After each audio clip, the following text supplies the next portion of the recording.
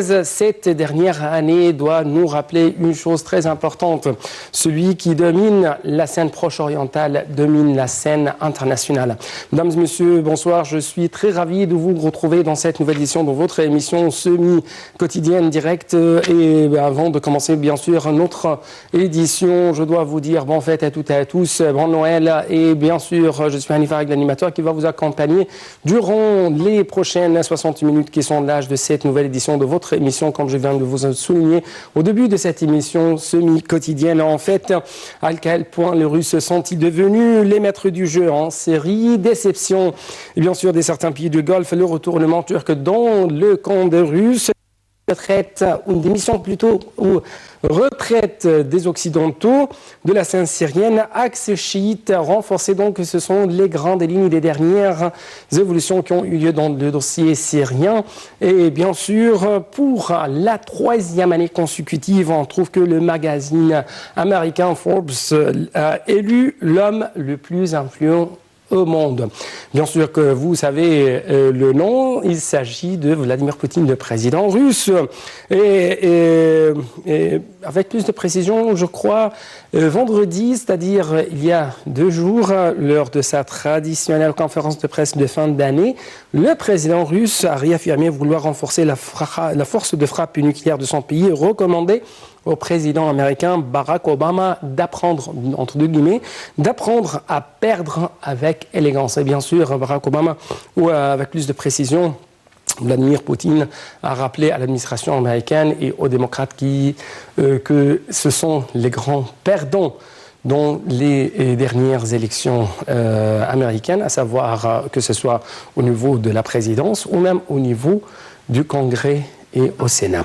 Mais il s'avère que le crash de l'avion russe en mer Noire, qui a eu lieu bien sûr ce dimanche matin, n'a pas permis à Vladimir Poutine de savourer ses grandes victoires de 2016. Le président russe Vladimir Poutine a ordonné dimanche donc la formation d'une commission d'enquête dirigée par le Premier ministre Dmitry Medvedev, chargé de déterminer les causes du crash en mer Noire d'un avion militaire se rendant en Syrie, transportant presque 92 personnes. Malheureusement, sont les victimes. Donc, encore une fois, impose le grand retour de la Russie sur la scène politique de 2016. C'est le titre de notre reportage suivant.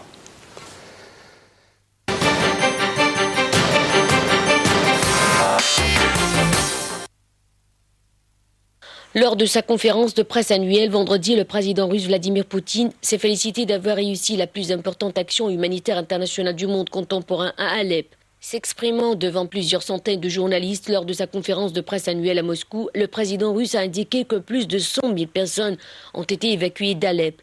Des milliers ont été évacués d'autres villes en échange de l'évacuation d'Alep.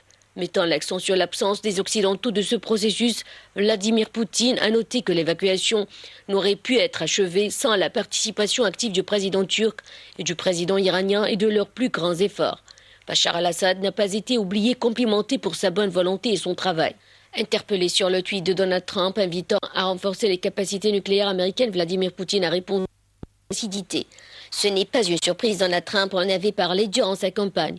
Il a réservé ses pics à l'administration Obama, responsable selon lui de la nouvelle course aux armements. Tout en assurant que la Russie n'en veut pas, il a indiqué que les systèmes nucléaires russes sont capables de franchir tous les boucliers antimissiles, y compris américains. 90% des capacités nucléaires russes ont été modernisées, a prévenu Vladimir Poutine, promettant de diminuer les dépenses militaires à 2,8% du PIB dans le futur proche.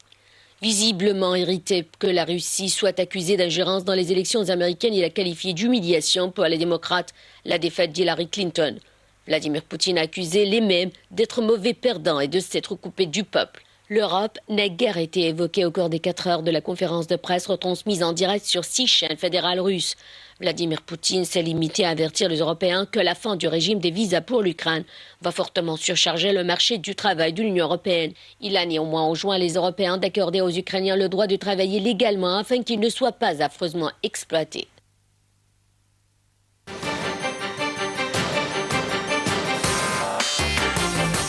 Et bien sûr, 2016 n'a pas pu nous quitter sans faire une grande surprise sur la scène proche-orientale, sur la scène internationale et avec plus de précision sur la scène onusienne.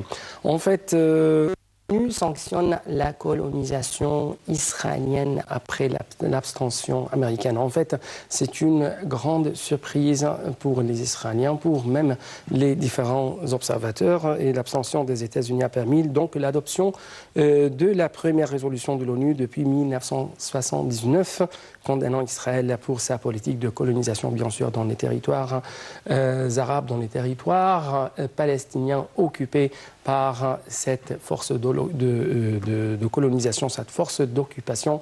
Il s'agit des forces israéliennes, bien sûr, et l'Égypte a plus ou moins, les observateurs ont jeté la lumière sur la position de l'Égypte en ce qui concerne. Et en fait, l'Égypte accepte le report du vote sur l'économie israélienne.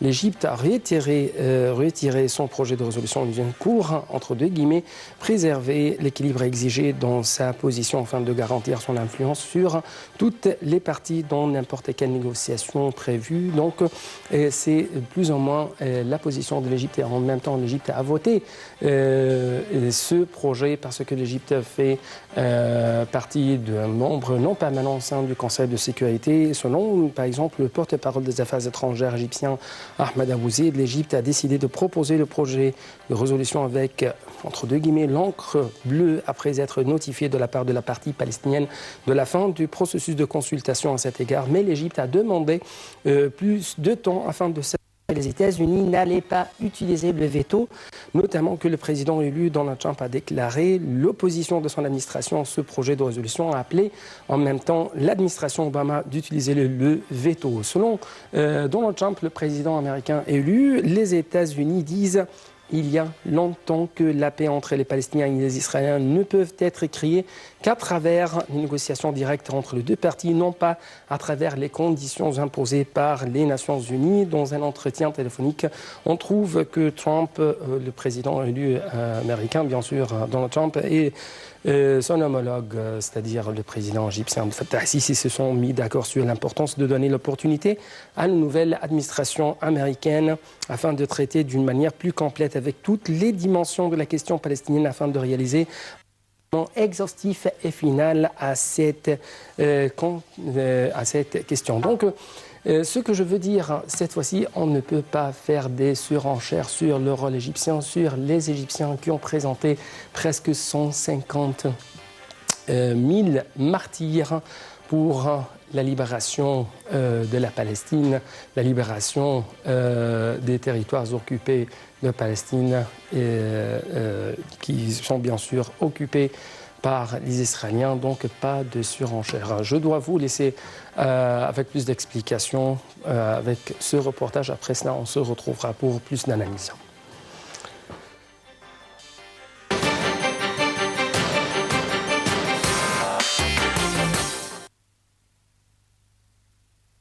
Israël tentait ce samedi de contenir les retombées du vote d'une résolution de l'ONU contre les colonies après avoir accusé le président américain Barack Obama de ne pas s'être opposé à une résolution honteuse.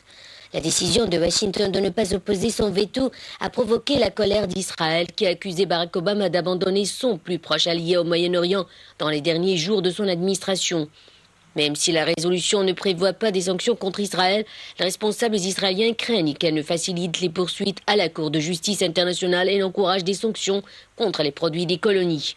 Le Premier ministre israélien a condamné la résolution et critiqué le président américain dans des termes particulièrement durs, en accusant le gouvernement Obama de s'être associé en coulisses à la Ligue anti-israélienne à l'ONU.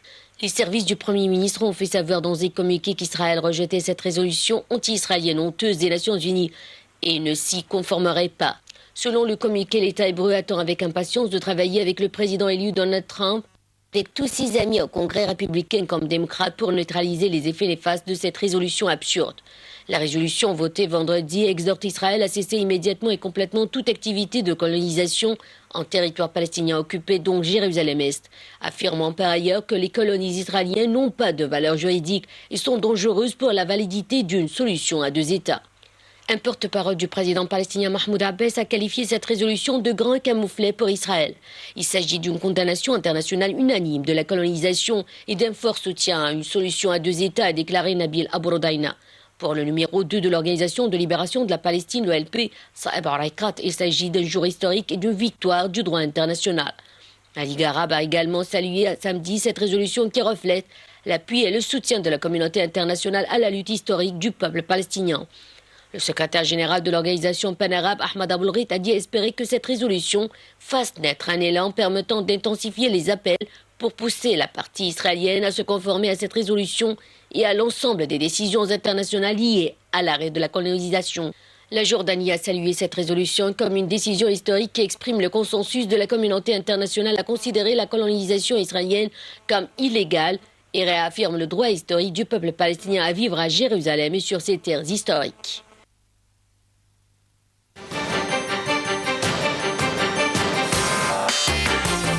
Donc, le président élu Donald Trump a appelé un veto au sein du Conseil de sécurité, un veto américain, mais l'administration Obama a répondu par l'abstention. Donc, c'est une grande question, ou c'est un grand point d'interrogation dont on va discuter, dont on va, ou plutôt, on va essayer dans les prochaines minutes de savoir quelles sont les raisons de cette abstention de la part de l'administration de Barack Obama. Est-ce qu'en fin de compte, Obama était devenu un pro-arabe? Donc, M. Khaled Abdel-Hafiz, vous êtes un journaliste qui nous parle à partir de la France. N'est-ce pas, monsieur? Oui, c'est ça. Oui, est-ce que vous m'entendez bien? Oui. Je vous entendez très bien. Oui, donc un grand point d'interrogation, c'est l'abstention américaine vis-à-vis de la sanction, de la condamnation de la part, entre guillemets, de la communauté internationale à la colonisation israélienne dans les territoires palestiniens occupés. Vous avez des réponses ou des explications? En fait, ce sont des circonstances de la région.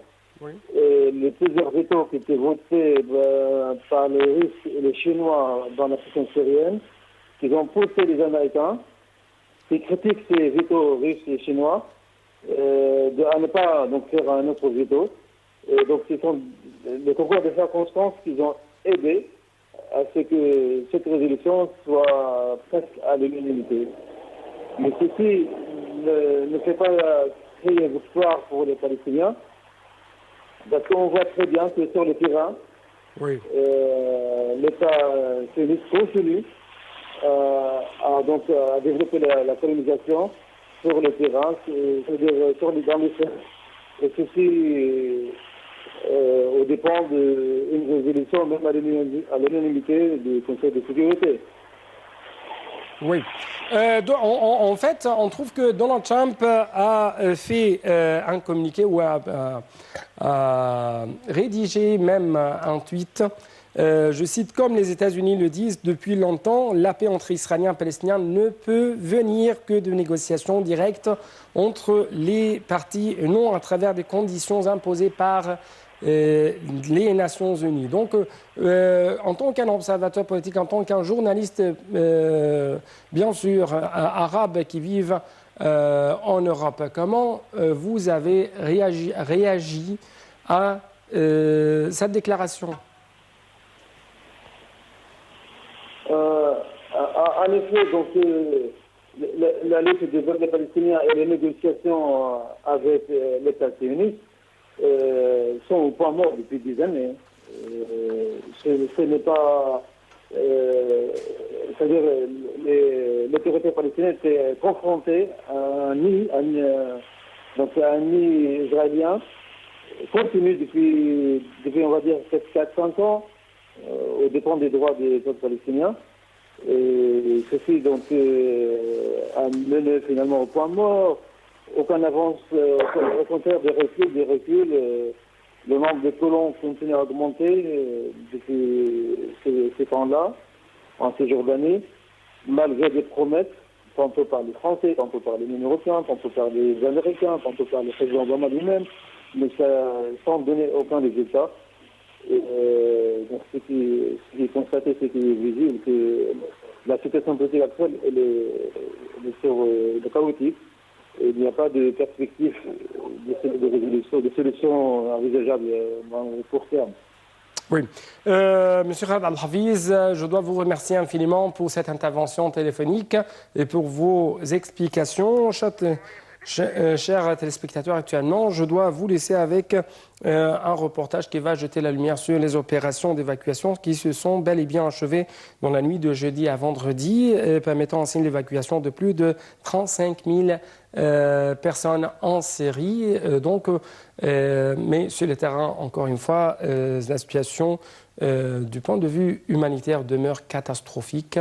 Et dans la deuxième partie de cette édition, nous allons jeter la lumière sur le Russe, le rôle. Est-ce que, encore une fois, les Russes sont devenus les maîtres du jeu, non seulement au sein de Proche-Orient, mais aussi sur la scène internationale. Et d'autre part, on va plus ou moins débattre de ce sujet avec un invité de marque. Donc, un reportage. Après cela, c'est le temps de notre rendez-vous.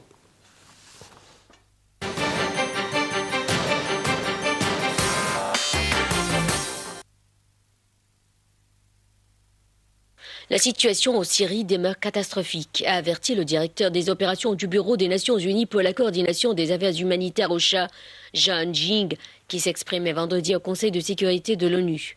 Selon lui, le personnel onusien a pu surveiller les évacuations conduites par bus et ambulances et, dans la mesure du possible, s'assurer qu'aucune personne n'a été violentée, débarquée ou détenue au passage des points de contrôle. M. Jing a insisté sur l'extrême complexité des opérations d'évacuation en raison des conditions posées lors des négociations par les parties, en vue notamment d'une synchronisation des évacuations dans l'est d'Alep et celles conduites dans les villages de Foua et de Kafraya.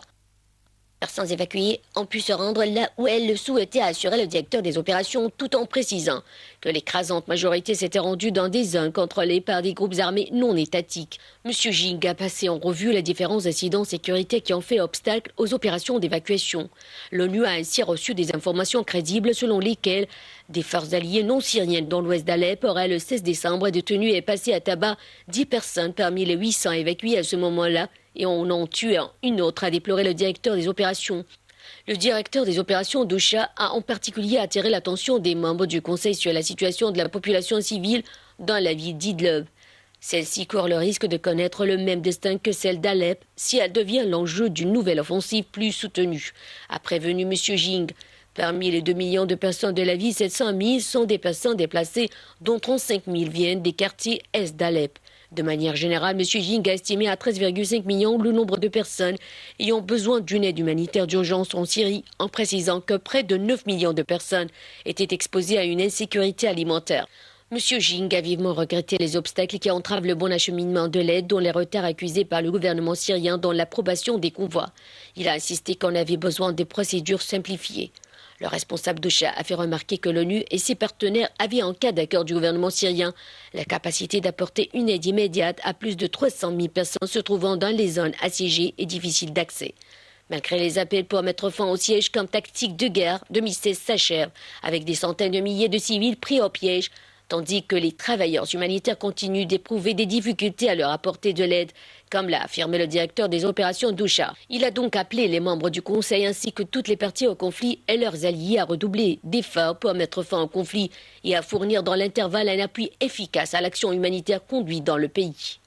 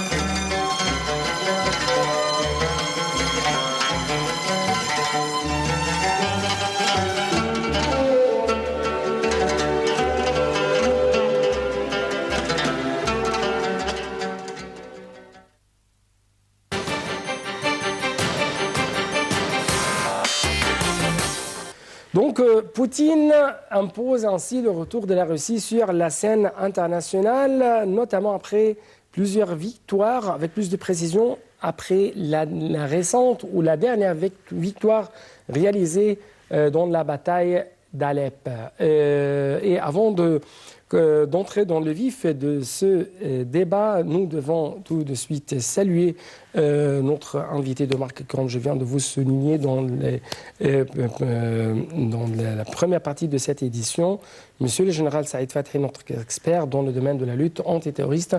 Notre expert, vous êtes toujours le international. Je dois vraiment vous remercier infiniment pour votre présence aujourd'hui. Bon fait, et encore une fois, avant d'entrer dans le grand débat en ce qui concerne la Russie, la Syrie, nous devons poser cette question. Comment vous avez vu la position de l'Égypte vis-à-vis de la résolution qui a condamné la résolution, bien sûr, de l'ONU, du Conseil de sécurité de l'ONU, qui a condamné la colonisation israélienne dans les territoires palestiniens occupés? Permettez-moi de profiter de cette occasion-là pour présenter nos vœux à nos frères, à charmants frères, nos voisins, bien sûr, qui se préparent pour fêter leur fête, la fête de Noël, ainsi que le Nouvel An.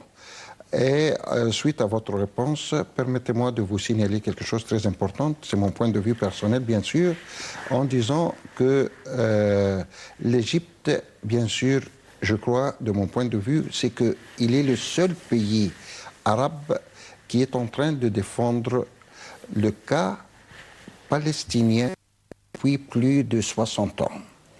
les différents présidents égyptiens qui ont pris le pouvoir dans notre pays, je crois que la première chose, la chose la plus essentielle et principale parmi leurs devoirs, c'est essayer de trouver une solution concernant l'affaire palestinienne. Malheureusement, devant les différentes organisations mondiales, dans tous les entretiens qui ont eu lieu parmi les différents présidents qui ont pris le pouvoir depuis plus de 60 ans, ils ont essayé, chacun, bien sûr, pendant la période auquel il a demeuré, il a essayé de faire quelque chose pour le peuple palestinien qui est en train de souffrir depuis des dizaines et des dizaines d'années. Mais malheureusement, bien sûr, nous connaissons bien, nous tous, la situation avec les États-Unis. Les États-Unis, pour eux, les Palestiniens leur présentent, ce sont leurs petits enfants. L'enfant gâté aussi. Les Israéliens? Non, pardon, les Palestiniens. Les Palestiniens ouais. sont... les Israéliens sont considérés... Les Israéliens, pardon. Ouais. Les Israéliens sont considérés comme leur enfant. Et un enfant qui n'est pas normal, mais un enfant gâté aussi. De Benjamin. C'est pour cette raison qu'ils comptent bien sur les Américains. Bien sûr, quand il y a quelque chose qui essaye, bien sûr, d'être pris contre les Israéliens, directement, immédiatement, les Américains se présentent sur la scène. Ils commencent d'une manière ou d'autre à défendre les Israéliens. Même si le peuple, le pauvre peuple palestinien a le droit que chacun puisse venir de leur côté pour essayer de lui tendre une main ou d'arriver, par exemple, de l'appui, de faire une certaine puissance, il est refusé par les autorités américaines. Devant les différentes organisations mondiales, soit les Nations Unies d'une part, ou le Conseil de sécurité, il est complètement défendu d'essayer de prendre n'importe quelle décision contre les Israéliens. C'est ça le problème. Mais je peux dire que tous les présidents égyptiens, ils ont essayé, chacun de son côté ou de sa part, de faire le plus tôt possible. Mais, comme on dit, M. Hani, permettez-moi de vous dire, quand on essaie d'applaudir, il faut qu'on puisse utiliser les deux mains pour qu'on puisse applaudir. Mais malheureusement, l'Égypte est considérée, bien sûr, un des grands pays dans le Moyen-Orient. Mais l'Égypte n'est pas assez suffisant. Autant où il a besoin des différents autres pays arabes qui puissent les aider, malheureusement, ces pays-là, au dernier moment, ils se retirent. Et ils laissent notre pays en face de tout le monde. C'est oui. Ça le problème. Je tiens à dire que nous avons besoin. Déjà, nous avons passé des différents conflits dans le monde arabe. C'est le temps convenable actuellement qu'on puisse se réunir de nouveau en essayant d'être une force vraiment qui doit être respectée envers le monde entier. Nous tous, nous avons constaté, pendant la guerre de 1973, beaucoup des grands pays arabes ont tendu leurs mains, ont présenté tout ce qu'ils pouvaient présenter aux forces égyptiennes. Et ils ont aidé vraiment notre pays pendant cette période. Nous avons vu comment nous étions bien respectés devant tous les pays du monde. Tous les pays dans tout le monde ont essayé, bien sûr, de respecter le monde arabe. Mais malheureusement, ça, c'était arrivé contre la stratégie mondiale en général. Ce qui a permis, bien sûr, aux grands pays d'essayer de détruire cette unité entre les pays arabes. D'une manière ou d'autre, comme nous le savions, bien sûr, ce qui se passait dans les différents pays arabes, je ne veux pas répéter ce que nous sommes en train de dire, mais je dois dire et je dois signaler que nous sommes arrivés à un chaos entre les différents pays arabes. Ah. C'est pour cette raison, vraiment, actuellement, on donne, malheureusement de dire ça, mais c'est la vérité, on donne ou on présente une mauvaise image des pays arabes envers le monde en général. Oui. C'est pour cette raison les grands pays essayent bien sûr de profiter de cette occasion-là, de faiblesse entre les pays arabes, pour qu'ils puissent intervenir et essayer bien sûr de les éloigner les uns de les autres. Oui, donc diviser pour régner, et celui qui domine la scène proche orientale domine la scène internationale. Bien sûr. C'est toujours les règles du jeu. Bien sûr. C'est un nouveau jeu que les États-Unis, bien sûr, essayent de jouer dans le monde arabe, en essayant, bien sûr, d'écarter ou d'éloigner les pays l'un des autres. Nous savions, bien sûr, ce qui se passe. L'Égypte et l'Arabie saoudite, d'une part, étaient considérés comme les grands pays respectés. Mais malheureusement, nous savions actuellement comment est la situation entre ces deux pays-là. Nous avons besoin de nous rapprocher de nouveau avec l'Arabie saoudite et ainsi aussi avec les différents autres pays arabes.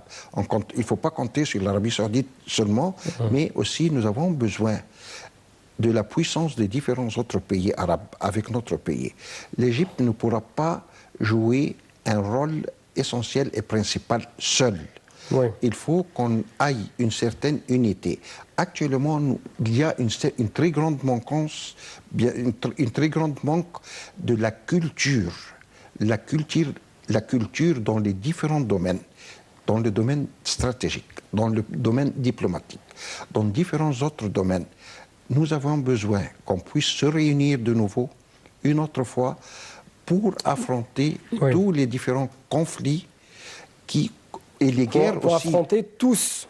Oui, bien tous sûr. Ensemble. Tous ensemble. Mais jusqu'à maintenant, les journalistes, les médias notent qu'il y a certaines déceptions de la part des pays du Golfe vis-à-vis du rôle égyptien, que ce soit dans le dossier syrien, que ce soit dans la question palestinienne. Comment vous évaluez de telles remarques, de telles déceptions plutôt? Bien sûr, nous le savions, les médias sont en train d'écrire d'une manière ou d'autre, de droite et de gauche. Mais il faut compter sur la réelle volonté des pays. Les différents responsables des grands pays arabes, il faut qu'ils changent leur culture, leur manière. Il faut qu'on puisse penser un petit peu à l'avenir des pauvres pays arabes qui ont beaucoup souffert plus actuellement des dizaines et des dizaines d'années. Quel que soit, nous avions vécu après, bien sûr, le 2011, nous savions comment se trouve la situation actuelle dans les différents pays arabes. Autant que nous sommes bien éloignés l'un des pays de l'autre, nous avons constaté ce qui se passait en Irak, en Libye, en Syrie, au Yémen, et ce qui se passe actuellement dans le monde arabe et surtout dans le Golfe. Oui. Mais encore une fois, pourquoi, par exemple, les pays du Golfe sont actuellement en colère contre la position politique de l'Égypte vis-à-vis quelques questions régionales? Et on trouve que les Turcs qui étaient auparavant ou qui ont présenté eux-mêmes aux pays du Golfe en tant le bouclier des sunnites contre les chiites, les Turcs actuellement, la Turquie d'Erdogan, se retourne dans le camp des Russes, dans la question syrienne. Donc pourquoi on n'a pas constaté cette colère de la part des pays du Golfe? Bien sûr, le régime turc est en train de chercher tout d'abord, quelle que soit sa situation, ses bénéfices et ses propres intérêts qu'il pourrait gagner. Bien sûr, nous savions bien sûr qu'il était complètement, dans une certaine période, il était complètement contre le régime syrien. Actuellement, bien sûr, il a changé son point de vue en disant qu'il s'est mis d'accord avec le régime syrien. Il cherche, bien sûr, à demander ou à essayer de faire le possible avec les forces russes afin qu'ils puissent laisser ou présenter l'occasion au président syrien actuel Bachar el-Assad qu'il tiennent toujours la position dans le pouvoir. Ils doivent essayer, bien sûr, d'une manière ou d'autre, de lui demander qu'il puisse rester dans le pouvoir. Mais en même temps, il y a une certaine stratégie, d'autre part, qui est entre la Russie, la Turquie et l'Iran, d'autre part. Il faut observer que l'Iran est en train de jouer un rôle très, très important, un rôle très efficace pendant cette période-là. Et d'autre manière, bien sûr, il faut prendre en considération quelque chose de très important, c'est que l'Iran, bien sûr, est, comment dirais-je, c'est l'ennemi contre les pays du Golfe. Nous le savions, bien sûr, quelle est la situation entre l'Iran et les différents autres pays du Golfe. C'est pour cette raison qu'il se jette dans les bras de la Russie d'une part et la Turquie d'autre part, en essayant de faire une certaine alliance contre les pays du Golfe. Bien sûr, ça revient à leur importance, ou, comment dirais-je, on peut dire, quels sont les bénéfices et les intérêts qu'ils vont gagner de se rejoindre entre les deux pays contre ou avec le régime syrien. C'est pour cette raison, la Russie, je suis tout à fait d'accord que la Russie tient la responsabilité actuellement, mais à condition que la Russie essaye de trouver des solutions fermes et correctes vraiment pour mettre fin contre la guerre devant ce peuple qui est en train de souffrir depuis plus de 6 ans. Nous avons constaté que, bien sûr, la Syrie actuellement est presque ou complètement perdue. Plus d'1 demi-million de pauvres gens qui ont été morts. Plus de 6 millions de personnes, de Syriens ont quitté leur pays. Bien sûr, en général, le pays est presque détruit. Ils ont besoin des dizaines et des dizaines, même des centaines d'années, pour qu'ils puissent reconstruire leur pays d'une autre fois. Si la Russie a la vraie volonté pour essayer de mettre fin à cette guerre, ils pourront le faire. Ouais. Et je tiens à dire, permettez-moi, que j'espère et je crois, seront les déclarations que nous avons, nous tous, constatées, avec, bien sûr, les étrangers, en général, aiment toujours le changement. Nous avons constaté ce qui se passait très récemment dans les élections américaines. J'espère que, bien sûr, avec l'avenir du nouveau président, M. Trump, au pouvoir à partir du 20 janvier, il y aura un très grand changement dans le monde en général et dans le Moyen-Orient d'une manière spéciale. Oui. Ici, je dois un peu m'arrêter. Est-ce que vous trouvez que l'Égypte essaye actuellement de suivre une stratégie, entre deux guillemets, réaliste plutôt que idéologiste?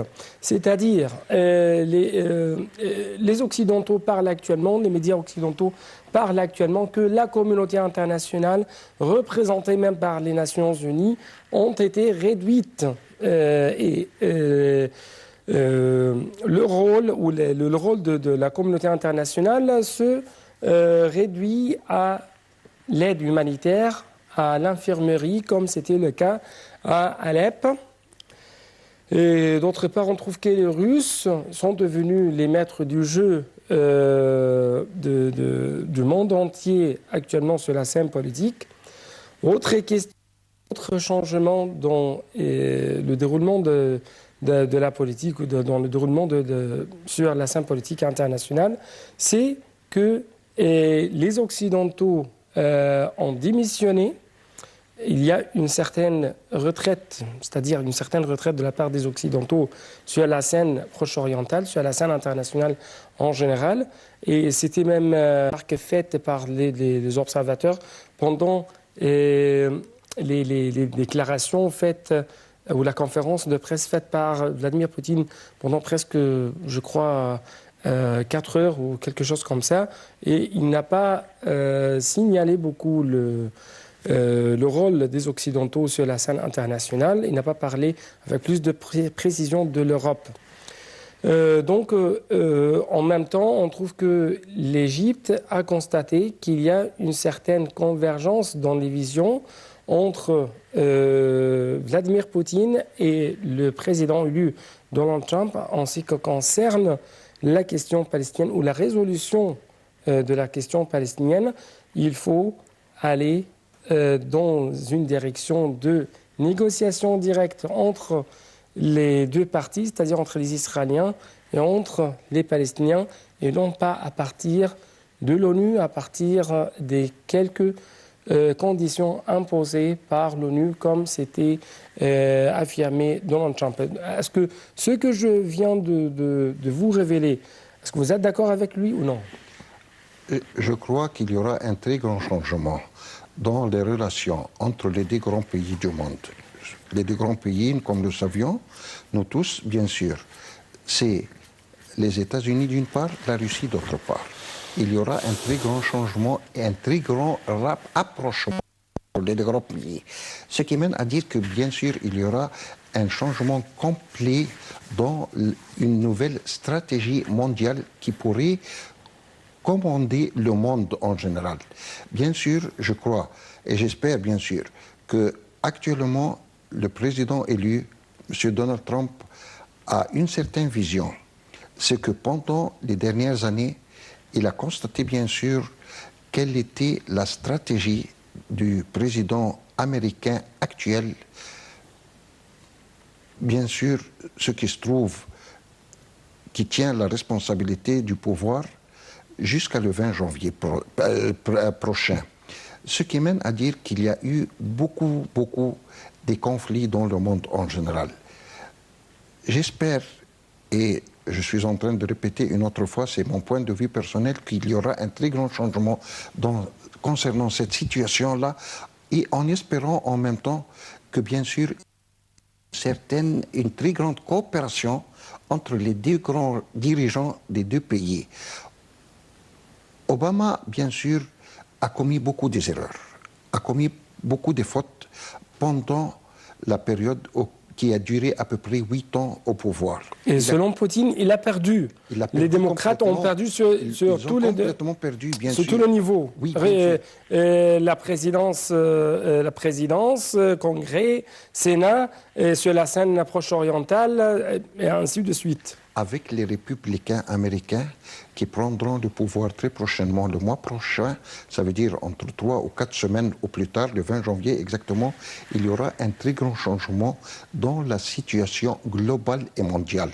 Il y aura un très grand rapprochement entre les deux grands pays. Ce qui mène à dire que beaucoup des conflits qui se trouvent sur la scène actuelle dans le monde en général, j'espère et je peux vous dire que il y aura vraiment beaucoup de solutions qui seront prises entre les deux grands responsables du pays. Le prochain président américain qui a été déjà élu, M. Trump d'une part, M. Poutine d'une autre part, ils ont déjà commencé, bien sûr, à signaler ou à présenter leur présente stratégie, en essayant bien sûr d'une manière ou d'autre de présenter chacun de sa part sa nouvelle stratégie ou son nouveau agenda dans le monde entier. Ce qui mène à dire que nous espérons, nous autant que différents autres peuples dans le monde en général, d'essayer de réduire, de trouver ou d'essayer de trouver des solutions pour les conflits qui se trouvent dans le monde et surtout le problème palestinien. Le problème palestinien. Donc, dans le défi de grands changements. Actuellement, par exemple, il y a plusieurs appels à ce que les armes se taisent dans le conflit syrien ou dans le conflit israélien.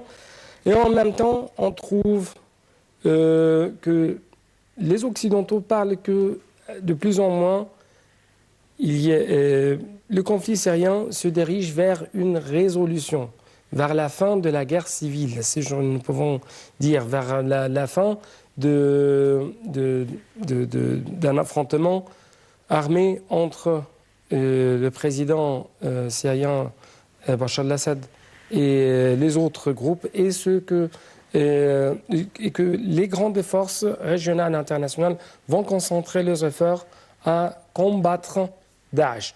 Donc, ici, deux questions. est-ce que c'est vraiment... nous sommes vers la fin de cette guerre et en même temps, les efforts vont être concentrés sur la lutte contre Daesh. Et quel sera le destin de Bachar al-Assad? C'est une question très importante. Je vous remercie pour essayer de présenter cette question-là. Bien sûr, nous sommes dans une situation très, très dangereuse actuellement. J'espère que le futur proche pourrait réduire ces différentes guerres qui se trouvent dans le monde en général. N'oubliez pas, bien sûr, que le terrorisme est un phénomène mondial. Nous le constatons, bien sûr, je crois qu'on ne peut pas citer un pays qui a été éliminé au hors de ces différents conflits qui sont en train d'être causés envers ces pays-là. L'Allemagne, la France, bien sûr, il y a quelques mois, la Jordanie d'une autre part, ce qui se passe actuellement dans les différents pays, même aux États-Unis, même dans la Russie, dans le Moyen-Orient en général. Je ne veux pas citer ou préciser quelques pays, mais je parle en général, dans tous les pays du monde. Dans tous les pays du monde. Ce qui permet, bien sûr, à essayer d'avoir une volonté claire, transparente entre les différents responsables des différents grands pays, et il faut prendre en considération aussi la coopération des différentes organisations mondiales. C'est très très important qu'ils soient avec eux, qu'ils se réunissent tous ensemble autour d'une table ronde en essayant de mettre fin contre ce phénomène-là. Sinon, il y aura beaucoup de dangers dans le prochain futur. Mais, je répète une autre fois, je tiens à dire que les grands responsables actuellement qui seront au pouvoir très prochainement, ils feront tout le possible pour mettre fin contre ce phénomène-là. Mais il faut prendre quelque chose de très important, c'est que ça ne va pas terminer dans quelques mois prochains. Non, ça prendra une certaine période pour essayer de mettre fin contre le terrorisme en général dans le monde entier. Oui. Et toujours dans les efforts de l'Égypte ou les efforts déployés de la part de l'Égypte afin de stabiliser la scène proche orientale et le monde arabe, est-ce que, d'après votre prévision, il y aura plus de rapprochement entre l'Égypte et l'Iran? Et est-ce qu'il y a quelques indices à cet égard? Permettez-moi de dire quelque chose de très important. C'est que nous le constatons, nous tous, que notre grand héros président El-Sisi, M. El-Sisi, dès qu'il a repris le pouvoir il y a à peu près 2 ans et demi, il a essayé de récolter des relations entre les différents pays. N'oubliez pas que les dernières dizaines d'années, il y a eu une certaine période un peu difficile entre l'Égypte et les pays africains. Par exemple, les pays africains représentent le bonheur, la prospérité pour notre pays. Mais malheureusement, à cause d'une certaine situation, nous le connaissions, nous tous, bien sûr, ce qui se passait en 1994 contre l'ancien président M. Moubarak. Bien sûr, nous étions un peu éloignés de ces pays africains. Mais en même temps, nous avons besoin de nos frères africains et eux-mêmes, ils ont besoin de nous. Et il y a actuellement un grand échange d'expériences entre nos pays et ces différents pays. Je parle des Iraniens. Iraniens. Je viens à votre question. Oui. Je crois que notre héros président actuellement, il essaye de trouver des bonnes relations avec tous les pays du monde. Parmi ces pays, l'Iran, bien sûr, est un grand pays bien respecté. Notre président demande, nous sommes en face des différents pays, nous avons les bras ouverts, mais à condition que quel que soit ce pays, et je tiens à dire l'Iran si vous voulez, on n'a pas le droit de nous intervenir, bien sûr, dans votre stratégie intérieure, et vous, en même temps, vous ne deviez pas vous intervenir dans notre stratégie. Ça veut dire qu'il y aura un certain rapprochement entre les deux pays, mais en mettant quelques lignes rouges. Ça veut dire il y aura un certain accord, il y aura une certaine présence entre les deux pays, une certaine coopération dans quelques domaines, mais à condition que chacun sache qu'il y a des lignes rouges que nous ne devons pas dépasser. Oui. Donc, d'après vous, nous essayons de mener une politique équilibrée. C'est-à-dire, par exemple, l'Égypte actuellement ne veut pas répéter les erreurs de Saddam Hussein, l'ex-président irakien, qui était instrumentalisé en tant qu'un bouclier pour les pays du Golfe contre l'Égypte, contre les Iraniens. Et en fin de compte, il a été vendu, si je peux dire, par les pays du Golfe à cause de son invasion. Et l'autre côté, l'Égypte essaye encore une fois de ne pas répéter quelques erreurs pendant les années 60 durant l'époque de Gamal Abdel Nasser, quand c'est enlisé dans la guerre au Yémen, ou même pendant si je peux dire, son affrontement tout à fait direct avec les Occidentaux. L'Égypte actuellement essaye de, si je peux dire, mettre ou donne plus d'opportunités pour le temps, pour la paix, pour plus de coopération, non pas pour plus d'affrontements. Je suis, ce que je viens de vous dire, c'est juste ou non? C'est tout à fait juste, et je tiens à dire bien sûr que nous sommes ouverts contre les différents pays du monde. Oui. Nous avions besoin bien sûr d'une certaine coopération avec tous les pays du monde. Et je crois que c'est la nouvelle stratégie, une nouvelle diplomatie employée par nos grands responsables sur ce chemin-là, en essayant bien sûr de mettre fin contre les différents conflits. Oui. Bien sûr, il faut prendre en considération quelque chose de très important, c'est que quand il y a un conflit ou une guerre entre les deux pays sont perdants. Aucun pays parmi les deux, on pourra dire qu'à la fin, quels que soient les bénéfices qu'il va gagner, on ne pourra pas dire qu'il y a quelqu'un qui a... En bref, nous essayons de jouer le rôle des pompiers et non pas le rôle des guerriers. Bien sûr. C'est-à-dire résoudre les conflits et non pas ouvrir d'autres fronts de conflits. En fin de cette édition de Direct, je dois vous remercier infiniment. Malheureusement, je n'ai plus de temps. C'est pourquoi, encore une fois, merci beaucoup pour vos éclaircissements et votre explications. Merci beaucoup, Monsieur Saïd Fathi, expert dans le domaine de la sécurité, bien sûr, un homme qui a une grande langue dans le domaine politique. Je dois vous remercier encore une fois. C'était tout pour cette édition, chers téléspectateurs. Et comme vous savez, je crois que 2017 a réservé plus de surprises pour nous tous. Au revoir.